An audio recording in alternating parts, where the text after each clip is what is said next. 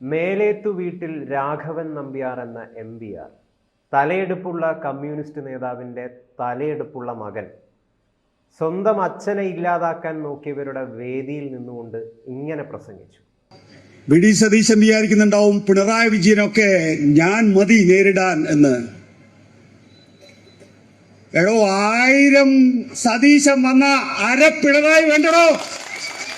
കണ്ടില്ലേ, വീഡിയോ കണ്ടില്ലേ?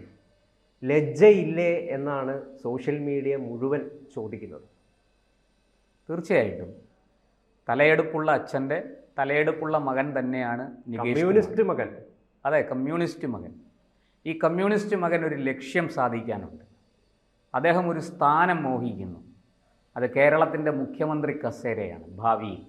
നികേഷ് കുമാർ മുഖ്യമന്ത്രി കസേര. തീർച്ചയായിട്ടും അതുകൊണ്ടാണ് നികേഷ് കുമാർ മാധ്യമപ്രവർത്തനം വിട്ട് പിണറായി വിജയൻ്റെ പാർട്ടിയിൽ പിണറായി വിജയൻ്റെ സന്തത സഹചാരിയായി ഇപ്പോൾ ഈ വേദിയിൽ നിന്ന് ഇങ്ങനെ പ്രസംഗിക്കുന്നത്, CPM വേണ്ടി പടവെട്ടുന്നത്, CPM വേണ്ടി പോർവിളി മുഴക്കുന്നത്. നികേഷ് കുമാർ ഒരു നല്ല കമ്മ്യൂണിസ്റ്റ് അല്ലേ? നികേഷ് കുമാർ നല്ല കമ്മ്യൂണിസ്റ്റ് ആണോ അല്ലയോ എന്നുള്ളതല്ല ഇവിടുത്തെ വിഷയം. നികേഷ് കുമാറിൻ്റെ ലക്ഷ്യം കേരളത്തിൻ്റെ മുഖ്യമന്ത്രി കസേരയാണ്. അതിനെന്തും ചെയ്യും. കാരണം അതൊരിക്കൽ തൻ്റെ അച്ഛൻ്റെ പക്കൽ നിന്ന് നഷ്ടപ്പെട്ടതാണ് ആ കസേര. അത് തിരിച്ചു പിടിക്കുകയാണ് നികേഷ് കുമാറിന്റെ പ്രതികാരം വീട്ടുകയാണ്. തീർച്ചയായും ഒരർത്ഥത്തിൽ പ്രതികാരം വീട്ടുകയാണ്. ആരാണോ തൻ്റെ അച്ഛനെ തള്ളി പറഞ്ഞത് അവരെ കൊണ്ട് തന്നെ സ്വീകരിപ്പിച്ച് തന്നെ ആ കസേരയിൽ അവരെ കൊണ്ട് ഇരുത്തിപ്പിക്കും നികേഷ് കുമാർ. അതാണ് നികേഷിൻ്റെ തന്ത്രം. അല്ലാതെ വെറുതെ ഒന്നുമല്ല. നികേഷ് ഒന്നും കാണാതെയല്ല ചെന്ന് CPM തോളിക്കൈയിട്ടിരിക്കുന്നതും ഒക്കച്ചങ്ങാതിയായിട്ട് കൂടെ കൂടിയതും വേദികളിൽ പ്രസംഗിച്ച് നടക്കുന്നത്. നമ്മൾ തുടക്കത്തിൽ കാണിച്ച വീഡിയോയിൽ അദ്ദേഹം ചോദിക്കുന്നത് 1000 VD സതീശന്മാർ വന്നാലും അര പിണറായി വേണ്ടടോ എന്നാണ്. കണ്ണൂർ സ്റ്റൈലിൽ, വലിയ സിനിമാ സ്റ്റൈലിലാണ് അദ്ദേഹത്തിന്റെ പ്രസംഗം ഉള്ളത്. അപ്പം യഥാർത്ഥത്തിൽ ഇദ്ദേഹം നടത്തുന്നത് ഫാസിസ്റ്റ് വിരുദ്ധ പോരാട്ടങ്ങൾക്ക് വേണ്ടിയിട്ട് നിരവധി കാലം പ്രവർത്തിച്ച ഒരു പാർട്ടിയാണ് കമ്മ്യൂണിസ്റ്റ് പാർട്ടി എന്നാണ് നമുക്ക് അറിയാൻ വേണ്ടി കഴിയുന്നത്, അവരവകാശപ്പെടുന്നതും. അങ്ങനെ ഒരു പാർട്ടിയിലെ നേതാവിന് എങ്ങനെയാണ് ഈ രീതിയിൽ പ്രസംഗിക്കാൻ വേണ്ടി പറ്റുന്നത്? അദ്ദേഹം പറയുന്നത് പ്രതിപക്ഷത്തെ ഇല്ലാതാക്കുന്നതാണ് ഒരർത്ഥത്തിൽ അദ്ദേഹം പറഞ്ഞു വയ്ക്കുന്നത്. തീർച്ചയായിട്ടും ഇതെല്ലാം ജനങ്ങളുടെ കയ്യടി വാങ്ങിക്കാനും കണ്ണൂരിലെ പാർട്ടിക്കാരുടെ സമ്മതം നേടാനും അവരുടെ അംഗീകാരം നേടാനും വേണ്ടി കാണിക്കുന്ന ചില നാടകങ്ങളാണ്. അല്ലാതെ ഇതിനകത്തൊന്നും വേറെ വലിയ കഥയൊന്നുമില്ല. ഇവിടെ വളരെ വ്യക്തമാണ്. പണ്ട് ബദൽ രേഖ അവതരിപ്പിച്ച് MV രാഘവൻ പാർട്ടിക്ക് പുറത്തുപോയി. അന്ന് VS ആണ് അദ്ദേഹത്തെ വെട്ടി നിരത്തിക്കളഞ്ഞു. അന്ന് ലീഡർ K കരുണാകരനും UDF ഇല്ലായിരുന്നെങ്കിൽ ഒരു പക്ഷേ MVR അന്ന് തന്നെ പടമായി ചുവരിൽ ഇരുന്നേനെ. അത് സംഭവിക്കാതിരുന്നത് ലീഡറുടെ മിടുക്കാണ്. അന്ന് VS അച്യുതാനന്ദനോടൊപ്പം നിന്ന് MV രാഘവനെ വെട്ടിയത് സാക്ഷാൽ പിണറായി വിജയനാണ്. പാർട്ടിക്കുള്ളിൽ നിന്ന് MVRൻ്റെ എന്താ പറയേണ്ട എല്ലാ മേന്മകളെയും എല്ലാ മിടുക്കുകളെയും പഠിച്ച് മനസ്സിലാക്കിയ പിണറായി വിജയൻ ആ ഗുരുവിനെ തന്നെ വെട്ടി നിരത്തി പാർട്ടിക്ക് പുറത്താക്കി. അദ്ദേഹത്തിൻ്റെ ജീവൻ വേട്ടയാടി. നിങ്ങൾക്കറിയാമല്ലോ കൂത്തുപറമ്പ് സംഭവം, ആ വെടിവയ്പ്. അതെ, ആ വെടിവയ്പിൽ 5 പേർ കൊല്ലപ്പെട്ടു. ഒരാൾ ജീവിക്കുന്ന രക്തസാക്ഷിയായി എത്രയോ കാലം കിടന്നുപോയി. അദ്ദേഹം ഈ അടുത്ത കാലത്താണ് മരിച്ചത്, പുഷ്പൻ. എന്തിനു വേണ്ടിയിട്ടായിരുന്നു MVRനെ വേട്ടയാടിയത്? ഒരു സഹകരണ പ്രസ്ഥാനവുമായി ബന്ധപ്പെട്ട് അദ്ദേഹം ഒരു ഉദ്ഘാടനത്തിൻ്റെ കൂത്തുപറമ്പിൽ എത്തിയപ്പോൾ അവിടെ അദ്ദേഹത്തിനെ അപായപ്പെടുത്താൻ ശ്രമിച്ചു. പോലീസ് അത് തടഞ്ഞു. പാർട്ടിക്കാർ ആ സമ്മേളന വേദിയിലേക്ക് ഇരച്ചു കയറി. ആരുടെ നേതൃത്വത്തിൽ? ജയരാജന്മാരുടെ നേതൃത്വത്തിൽ.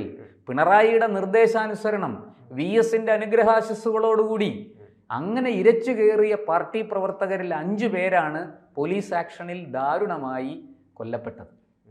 6ാമൻ വെടിയേറ്റ് ചത്തതിനൊക്കുമേ ജീവിച്ചിരിക്കലും എന്ന മട്ടിൽ കുറേ കാലം കിടക്കയിൽ കിടന്നു. അദ്ദേഹത്തെ പാർട്ടി സംരക്ഷിച്ചു, അദ്ദേഹത്തിൻ്റെ കുടുംബത്തെ സംരക്ഷിച്ചു, ഒക്കെ ചെയ്തു. പക്ഷേ ഇതെന്തിനു വേണ്ടിയിട്ടായിരുന്നു? അവർ അവസാനം MV രാഘവനോട് MV രാഘവൻ മരിക്കുന്നതിന് മുമ്പേ കോംപ്രമൈസ് ചെയ്യുകയും ചെയ്തു. അപ്പോൾ ആരായി ശശി? എന്തിനു വേണ്ടിയിട്ടായിരുന്നു ഈ നാടകം, ഈ ബഹളം, ഈ വെടിവയ്പ്, 5 പേരുടെ ജീവൻ നഷ്ടപ്പെടുത്തിയത്? ഇതിനൊക്കെ പാർട്ടി ഉത്തരം പറയണം. അങ്ങനെയുള്ള പാർട്ടിയോട് ഇപ്പോൾ MV രാഘവൻ്റെ മകൻ തോളിക്കൈയിട്ടിരിക്കുന്നതും ഒക്കച്ചങ്ങാതിയായി കൂടെ കൂടിയിരിക്കുന്നതും വെറുതെ അല്ല. നോക്കൂ, അച്ഛനെ വേട്ടയാടിയ അതേ പാർട്ടിക്കാരാണ് ഇന്ന് മകനെ കൊണ്ടു നടന്ന് ആഘോഷിക്കുന്നത്. മകന് സീറ്റ് കൊടുത്തു, മകൻ നിയമസഭയിലേക്ക് മത്സരിച്ചു, അഴീക്കോട് മത്സരിച്ചു, തോറ്റുപോയി, ഒക്കെ ശരിയാണ്. പക്ഷേ അതെ, ലീഗിൻ്റെ ഷാജിയോടാണ്, KM ഷാജിയോടാണ് തോറ്റത്. പക്ഷെ നിങ്ങളൊരു കാര്യം മനസ്സിലാക്കണം, അച്ഛനെ വേട്ടയാടിയ പാർട്ടി അദ്ദേഹത്തിൻ്റെ കുടുംബത്തെയും വേട്ടയാടിയിരുന്നു ഒരു കാലത്ത്. തീർച്ചയായിട്ടും അദ്ദേഹത്തിൻ്റെ മറ്റു മക്കളോട് അന്വേഷിച്ച് നോക്കണം. വേറെ ഒരു മകനുണ്ടല്ലോ, അദ്ദേഹത്തിന് മാധ്യമപ്രവർത്തകനാണ്, അതുപോലെ മകളുണ്ടല്ലോ, അവരോടൊക്കെ അന്വേഷിച്ച് നോക്കണം എന്തായിരുന്നു പാർട്ടിയുടെ വേട്ടയാടലെന്ന്. അവർ പറയും എന്തിന് പാമ്പ് വളർത്തൽ കേന്ദ്രം ആക്രമിച്ച് അത് തീയിട്ട് നശിപ്പിച്ചു, MV രാഘവൻ്റെ വീടിന് തീയിട്ടു, എന്തൊക്കെ ക്രൂരതകളാണ് ചെയ്തത്. അങ്ങനെ എല്ലാം ചെയ്ത പാർട്ടിക്കാർ ഇന്നിതാ നികേഷിനെ കൊണ്ട് നടക്കുകയാണ്. നികേഷിനും അവരെ വേണം, അവർക്കും നികേഷിനെ വേണം. അതേ വേദിയിൽ ഇരുന്നു കൊണ്ട് പിണറായിയെ പ്രശംസിക്കുകയാണ്. വളരെ കൃത്യമാണ് ഗൗതം. കാരണം അതായത് അച്ഛനെ കൊന്നവരുടെ കൂട്ടത്തിൽ നിന്നുകൊണ്ട് പ്രസംഗിക്കുകയാണ്, അച്ഛനെ പിണറായിസ്റ്റുകളുടെ കൂടെ നിന്നുകൊണ്ട് പ്രസംഗിക്കുക. അതെ, അച്ഛനെ വെട്ടി നിരത്തിയ, അതിന് നേതൃത്വം കൊടുത്ത നേതാവിനെ വാഴ്ത്തിപ്പാടുകയാണ് നികേഷ് കുമാർ. എന്തിനാണ്? നിങ്ങൾക്കത് മനസ്സിലായോ? വളരെ ലളിതമാണ്. CPM, അതായത് നികേഷ് കുമാർ മാധ്യമപ്രവർത്തനം അവസാനിപ്പിച്ച് രാഷ്ട്രീയ ജീവിതം ആരംഭിച്ചത് തീർച്ചയായിട്ടും മുഖ്യമന്ത്രി പദത്തിന് വേണ്ടിയാണ്. അത് മാത്രമല്ല, പാർട്ടിയെ സമ്പൂർണ്ണമായിട്ടും കൈപ്പിടിയിൽ ഒതുക്കുക. പിണറായി വിജയൻ കഴിഞ്ഞാൽ കമ്മ്യൂണിസ്റ്റ് പാർട്ടിയെ ആ രൂപത്തിൽ, ആ ഭാവത്തിൽ നയിക്കാൻ കെൽപ്പുള്ള എത്ര നേതാക്കൾ അതിനകത്തുണ്ട്? വളരെ കുറവാണ്. കോൺഗ്രസിനെ അപേക്ഷിച്ച് നോക്കുകയാണെങ്കിൽ യുവതലമുറയുടെ എണ്ണം വളരെ കുറവാണ്. അതും രാഷ്ട്രീയം അറിയുന്നവരുടെ എണ്ണം വളരെ കുറവാണ്, അല്ലേ? ആ സ്ഥാനത്തേക്കാണ്, ആ സ്പേസിലേക്കാണ് നികേഷ് കുമാർ കടന്നു കയറിയിരിക്കുന്നത്. വെറുതെ ഒന്നുമല്ല നികേഷ് കുമാർ പാർട്ടിക്കുള്ളിലേക്ക്, തൻ്റെ അച്ഛനെ വേട്ടയാടിയ പാർട്ടിക്കുള്ളിലേക്ക് പാർട്ടിക്കാരുടെ കൂടെ കടന്നു കയറി അവിടെ ഒരു സ്ഥാനം ഉറപ്പിച്ചിരിക്കുന്നത് വെറുതെ അല്ല. അദ്ദേഹത്തിന് അറിയാം ഇന്നല്ലെങ്കിൽ നാളെ ഈ പാർട്ടി എൻ്റെ കയ്യിൽ വരും. നികേഷ് കുമാറിന് രാഷ്ട്രീയം അറിയാം, സംസാരിക്കാൻ അറിയാം, പ്രവർത്തനങ്ങൾ നടത്താൻ അറിയാം. അത് അദ്ദേഹം എൻകാഷ് ചെയ്യും, അത് പ്രയോജനപ്പെടുത്തും. അതിനെ പാർട്ടിയുടെ കഴിവില്ലായ്മയെ, നേതൃദാരിദ്ര്യത്തെ നികേഷ് കുമാർ ചൂഷണം ചെയ്യും. വളരെ ലളിതമല്ലേ? അങ്ങനെ അദ്ദേഹം കേരളത്തിൻ്റെ മുഖ്യമന്ത്രി കസേരയിലേക്ക്, സെക്രട്ടേറിയറ്റിനുള്ളിലേക്ക് ചിരിച്ചുകൊണ്ട് തല ഉയർത്തി MVR കയറി പോകേണ്ട സ്ഥാനത്ത് അദ്ദേഹത്തിന് പറ്റാതെ പോയ ഒരു കാര്യം ഇന്ന് ഈ മകൻ നാളെ, ഇന്നത്തെ ഈ പ്രവർത്തനങ്ങളിലൂടെ നാളെ അത് സാധിക്കും. അദ്ദേഹം അവിടെ മുഖ്യമന്ത്രിയായിട്ട് കയറിയിരിക്കും. ഒരു മാധ്യമപ്രവർത്തകൻ എന്ന നിലയിൽ നികേഷ് കുമാറിനോട് വളരെയധികം ബഹുമാനമുണ്ട്. കാരണം ഒരു സെൽഫ് സ്റ്റൈൽഡ് മാധ്യമപ്രവർത്തകനായിട്ടാണ് പലപ്പോഴും അദ്ദേഹത്തെ തോന്നിയിട്ടുള്ളത്. അതായത് പരമ്പരാഗതമായ പല രീതികളെയും പൊളിച്ചടുക്കിക്കൊണ്ട് തൻ്റെതായ ഒരു വഴി വെട്ടിത്തെളിച്ച ഒരാളാണ് മാധ്യമ രംഗത്ത്. ഒരുപാട് പേര് അദ്ദേഹത്തെ അദ്ദേഹത്തെ ഇൻഫ്ലുവൻസ്ഡ് ആയിട്ട് പ്രവർത്തിക്കുന്ന ഒരുപാട് പേരുണ്ട്. നികേഷ് കുമാറിന് യഥാർത്ഥത്തിൽ രാഷ്ട്രീയത്തിൽ വിജയിക്കാൻ സാധിക്കും? അത് കാത്തിരുന്ന് കാണേണ്ട ഒരു കാര്യമാണ്. നിങ്ങളുടെ ചോദ്യത്തിന് ഉത്തരം ഇപ്പോൾ പെട്ടെന്ന് പറയുക അസാധ്യമാണ്. കാരണം ഒരുപാട് യുവ നേതാക്കൾ അതിൽ തന്നെയുണ്ട്. ഞാൻ പറയാം. അതായത് നികേഷ് കുമാർ മാധ്യമ പ്രവർത്തനത്തിൽ, പ്രത്യേകിച്ചും ദൃശ്യമാധ്യമ പ്രവർത്തനത്തിൽ വിജയിച്ചയാളാണ്. പക്ഷെ അദ്ദേഹം രാഷ്ട്രീയത്തിൽ വിജയിച്ചിട്ടില്ല ഇതുവരെ എന്ന് പറയേണ്ടിയിരിക്കുന്നു. ഒരു ഇലക്ഷന് മത്സരിച്ചു, തിരഞ്ഞെടുപ്പിൽ തോറ്റു, അല്ലേ? അദ്ദേഹം എന്താ പറയണ്ടേ, നികേഷ് എന്നുള്ള പേര് കിണറേഷ്, ഒരു കിണറ്റിറങ്ങി വെള്ളം കോരി സോഷ്യൽ മീഡിയയിലിട്ട് അതൊക്കെ വൈറലാക്കാൻ ശ്രമിച്ച് അദ്ദേഹത്തിന് സോഷ്യൽ മീഡിയ ചാർത്തി കൊടുത്ത പേരാണ് കിണറേഷ്. അപ്പോൾ പക്ഷേ അതുപോലും അദ്ദേഹം സ്വന്തം വളർച്ചയ്ക്ക് വേണ്ടി ഉപയോഗിച്ച ആളാണ്. എന്തായാലും കാത്തിരുന്ന് കാണുക. MVRന്റെ മകനല്ലേ, അങ്ങനെയൊന്നും പാഴായി പോവില്ല. നമുക്ക് കാത്തിരുന്ന് കാണാം.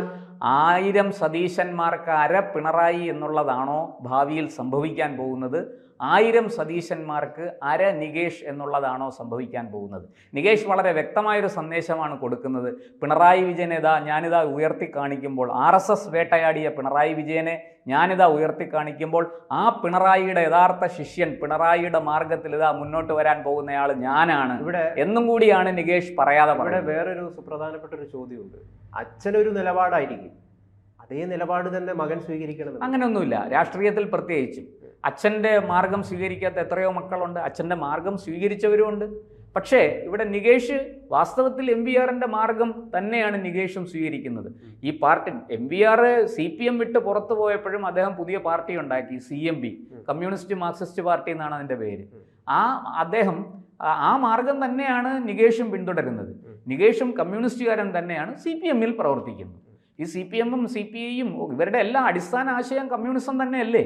കമ്മ്യൂണിസവും മാർക്സിസവും അല്ലേ? അല്ലാതെ മറ്റൊന്നും അല്ലല്ലോ.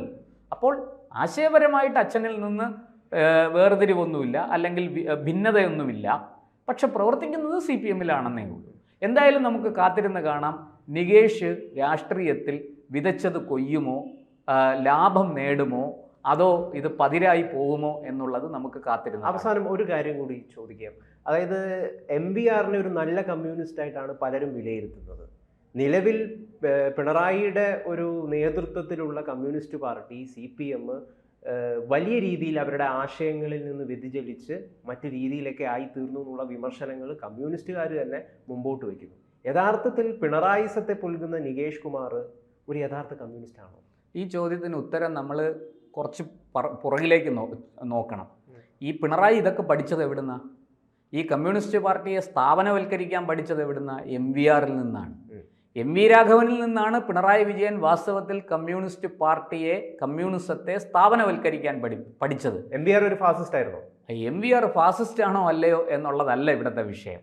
ഇവിടെ MVRൽ നിന്ന് പഠിച്ച പാഠങ്ങൾ പിണറായി വളരെ ഭംഗിയായിട്ട് സ്വന്തം ജീവിതത്തിലും പാർട്ടിയിലും ഒരു ഫാസിസ്റ്റ് ആയിരുന്നോ? അല്ല, നമ്മളിവിടെ ഞാൻ പറഞ്ഞല്ലോ പിണറായിയെ ഫാസിസ്റ്റ് എന്നാണ് കമ്മ്യൂണിസ്റ്റുകാർ പോലും വിളിക്കുന്നത്. അല്ല, അത് MVRൽ നിന്ന് സ്വാധീനം ഉൾക്കൊണ്ട പിണറായി ഒരു ഫാസിസ്റ്റ് ആയിരുന്നോ?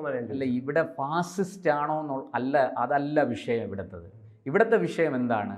ഇപ്പോൾ MVRൽ നിന്ന് പഠിച്ച കാര്യങ്ങൾ വളരെ ഭംഗിയായിട്ട് പിണറായി വിജയൻ നടപ്പാക്കി സ്വന്തം മുഖ്യമന്ത്രി കസേര ഉറപ്പിച്ച് അതിൽ കയറി ഇരുന്നു. ഇനി അതിനെ തന്നെ പിന്തുടർന്ന് നികേഷും അതേ മാർഗത്തിലാണ് മുന്നേറുന്നത്. ഇവർ ഫാസിസ്റ്റ് ആണോ അല്ലയോ എന്നുള്ളത് ജനങ്ങൾ തീരുമാനിക്കട്ടെ, ജനങ്ങൾക്ക് വിട്ടുകൊടുക്കാം.